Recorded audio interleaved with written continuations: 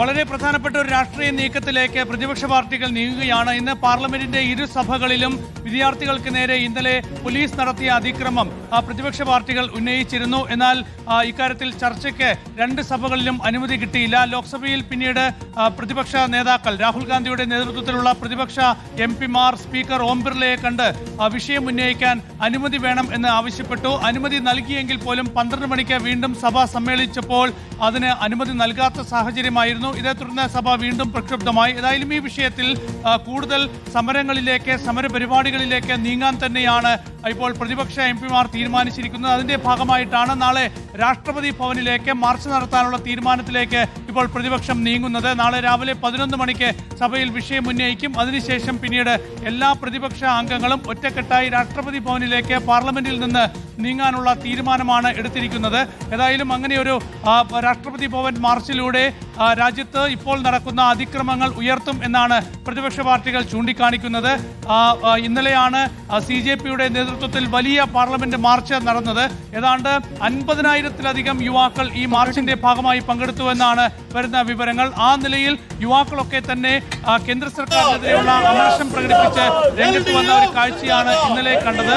പ്രതിപക്ഷ എംപിമാർ തെരുവിലേക്ക് ഇറങ്ങിയിരിക്കുന്ന പ്രതിഷേധ പ്രകടനമായി ഇറങ്ങിയിരിക്കുന്നു എന്നുള്ളതാണ്. CJPയുടെ പ്രതിഷേധം ഏറ്റെടുത്തിരിക്കുന്നു പ്രതിപക്ഷം. നേരത്തെ പാർലമെന്റിൽ അയോധ്യ വിഷയമാണോ അതോ ഈ നീറ്റ് വിഷയമാണോ ആദ്യം ഉന്നയിക്കേണ്ടത് എന്ന കാര്യത്തിലൊരു സംശയം കോൺഗ്രസിനെ സംബന്ധിച്ചിട്ടുണ്ടായിരുന്നു. പിന്നീട് പ്രതിപക്ഷത്തെ മറ്റു പാർട്ടികളുടെ എല്ലാം ഒരു അഭിപ്രായമായി അത് ശക്തമായി ഉയർന്നു വന്നു. പിന്നീട് CJP വിഷയം തന്നെ എന്ന രൂപത്തിലേക്ക് ഇന്ത്യ സഖ്യം എത്തുകയായിരുന്നു. ഇപ്പോൾ ഇന്ത്യ സഖ്യം നേതാക്കൾ, ഇടത് നേതാക്കളാണ് ഇപ്പോൾ ഇറങ്ങിയിരിക്കുന്നത്. പിയാസിലുണ്ട്. സുനിൽ, ഇപ്പോൾ ഇടത് നേതാക്കൾ മാത്രമാണോ ഇപ്പോൾ ഈ പ്രതിഷേധ പ്രകടനത്തിലേക്ക് നീങ്ങിയിരിക്കുന്നത് അതോ ഒരുമിച്ചുള്ളൊരു വലിയ പ്രതിഷേധത്തിലേക്ക് പോവുകയാണോ? സ്മൃതി, ഇപ്പോൾ ഇടതുപക്ഷ നേതാക്കൾ ജന്തർ മന്ദറിലേക്ക് പാർലമെന്റിൽ നിന്ന് മാർച്ച് നടത്തുന്നതാണ് നമ്മൾ ദൃശ്യങ്ങളിൽ കാണുന്നത്. ജോൺ ബ്രിട്ടാസ് MP, സന്തോഷ് കുമാർ, ജോസ് കെ മാണി എന്നിവരെയൊക്കെ തന്നെ നമുക്ക് കാണാം. റഹീമുണ്ട്.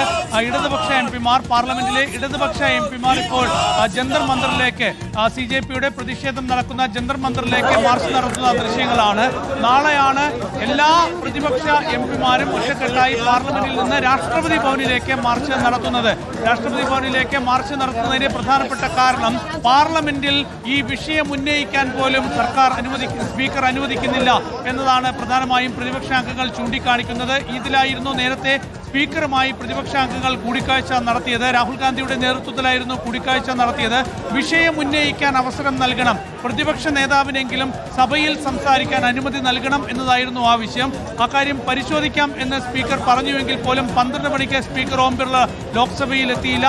പിന്നീട് പ്രതിഷേധിച്ച് പ്രതിപക്ഷാംഗങ്ങൾ സഭയിൽ നിന്ന് പുറത്തേക്ക് വരികയായിരുന്നു. അതിനുശേഷം രാഹുൽ ഗാന്ധി മാധ്യമങ്ങളെ കണ്ടിരുന്നു. സ്പീക്കർ പറഞ്ഞ വാക്ക് പാലിച്ചില്ല എന്നാണ് രാഹുൽ ഗാന്ധി. തെരുവിലേക്ക് എംപിമാർ ഇറങ്ങിയിരിക്കുന്ന കാഴ്ചയാണ് ഇപ്പോൾ CJP തുടങ്ങിവെച്ച, അല്ലെങ്കിൽ പാർട്ടികൾ തുടങ്ങിവെച്ച പ്രതിഷേധം ഇതാ പടരുകയാണ്. പ്രതിപക്ഷം മുഴുവൻ അത് ഏറ്റെടുത്തിരിക്കുന്ന വലിയ പ്രതിഷേധമായത് വളരുകയാണ്. ഇപ്പോൾ ഈ പ്രതിഷേധ പരിപാടികൾ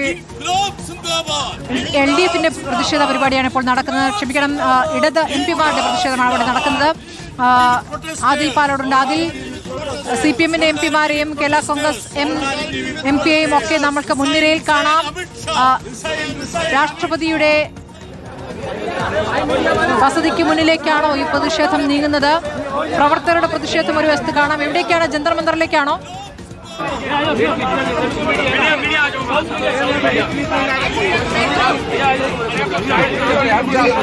അതിൽ ജന്തർ മന്ദറിലേക്കാണോ എംപിമാർ ഇപ്പോൾ നീങ്ങുന്നത്?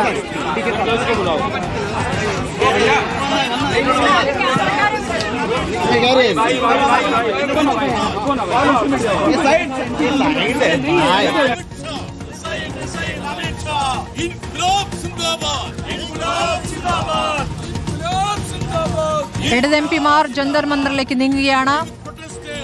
CJPയുടെ പ്രതിഷേധത്തെ അടിച്ചൊതുക്കാനുള്ള ഡൽഹി പോലീസിന്റെ ശ്രമങ്ങൾ വ്യാപക പ്രതിഷേധത്തിനിടയാക്കിയിരിക്കുന്നു. പെൺകുട്ടികളെ പോലും പുരുഷ പോലീസ് അടിക്കുന്ന, ലാത്തിചാർജ് ചെയ്യുന്ന ദൃശ്യങ്ങളടക്കം ഇന്നലെ പുറത്തു വന്നതാണ്. സമാധാനപരമായി നടത്തിയ സമരത്തെ അക്രമാസക്തമായി നേരിട്ടുകൊണ്ട് ഈ പ്രതിഷേധം അടിച്ചൊതുക്കാമെന്നുള്ള തീരുമാനവും ആലോചനയുമായിരുന്നു. പക്ഷേ അതിപ്പോൾ ഇതാ പ്രതിപക്ഷവും ഏറ്റെടുത്തിരിക്കുന്നു.